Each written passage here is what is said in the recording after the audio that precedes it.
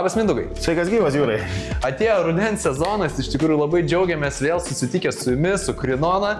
Šiandien mes pasikalbėsime apie ką? Apie kavą ir apie jos aparatus? Su kavos aparatais dirbam jau daugiau negu 15 metų, bet va šiemet pristatom rinkai Zylė kavos aparatus. Tai Mindaugai, papasakok, kokius kavos aparatus pas jūs žmonės gali įsigyti ir kokie jų pagrindiniai skirtumai, privalumai, lyginant vieną su kitu?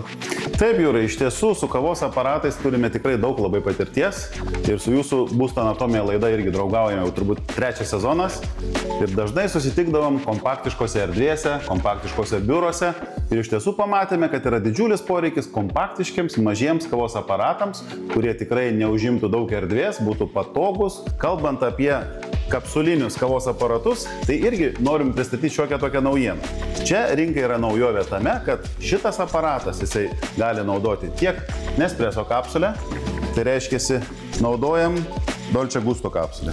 Dėjome, opa, ir naudojam šitą variantą.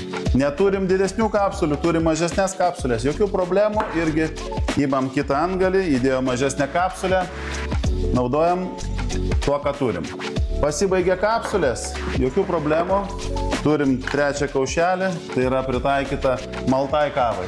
Reiškia, kaušelis, užsipildom kavos, pasispaudžiam, opa, ir jokių problemų. Jūs prekiaujat ir pačiom kavos pupelėm, ne? Tikrai taip. Kavos pupelių pasirinkimas Krinona parduotuvėse ir internete yra išties labai platus. Itališkų kavų pasirinkimas tiek maltų, tiek pupelėmis. Skoniai įvairiausi. Nuo arabikos iki robustos, kaip sakant, pagal kiekvieną žmogų, pagal kiekvieną klientą, pagal kiekvieną ofiso darbuotoją. Mindaugai, dar klausimas, o kaip su ekologiškumu? Dažnas mūsų klientas anksčiau nenorėdavo įsigyti kapsulinio kavos aparato vien dėl tos priežasties, kad kaip ten bebūtų, čia yra naudojamas plastikas. Plastikas yra aplinkai kenksminga ir panašiai, bet šita tendencija yra jau pasikeitus 2-3 metai atgal. Tai reiškia, gamintojai, jie savo ruožtu pradėjo gaminti ir ekologiškus kaušelius, kurie komposto dėžėje ar šiaip šiukšlėse savaime suyra. Visiškai yra paneigtas mitas. Šiandien dienai galima su kapsuliniu kavos aparatu būti draugiškam aplinkai, naudojant specialias kapsulės, kurios yra ekologiškos ir suyrančios. Turim čia truputėlį didesnius kavos aparatus. Tai Mindaugai, papasakok apie juos, kokie jų esminiai. Taip, Jūrai, tai yra automatiniai kavos aparatai, skirtingai nuo kapsulinių. Tai vėlgi čia jau vyksta ir kavos malimas, nes yra talpa pupelėms, tai reiškia, atidarius talpą įsipilam pupeles, pasireguliuojam rupumą ir savo ruoštų šituo atveju mes automatinį kavos aparatą naudojam su malimu, su garsu, su kvapu, kas yra daugeliu žmonių labai artima širdžiai. Yra 3 tipai kavos aparatų automatinių, tai reiškia, vienas tipas patys paprasčiausiai, jie reiškia, yra skirti juodai kavai, jie neturi skirtingai nuo savo pusbrolių pieno paėmimo funkcijos, bet tikrai turime aibę klientų, aibę biurų, aibę ofisų, kurie geria pagrindę tik tai juodą kavą. Tai savo ruoštų naudoti šitą aparatą, kuris puikiai gamina juodą kavą, yra labai geras sprendimas. Spalvos yra, kaip ir minėjau, baltas ir sidabrinis, turim vadinamąjį tą rose gold, rožinė auksinė, tai yra vėlgi labai įdomi, graži, naujoviška spalva.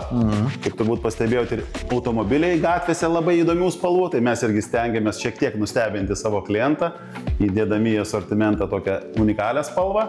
Ir šiuo atveju šitas kavos aparatas, jisai turi atskirą kapučinatorių, jį galima naudoti kaip karštam vandeniui, jį galima naudoti kaip pieno plakimui ir savo ruožtu pasigaminti kavą su pienu.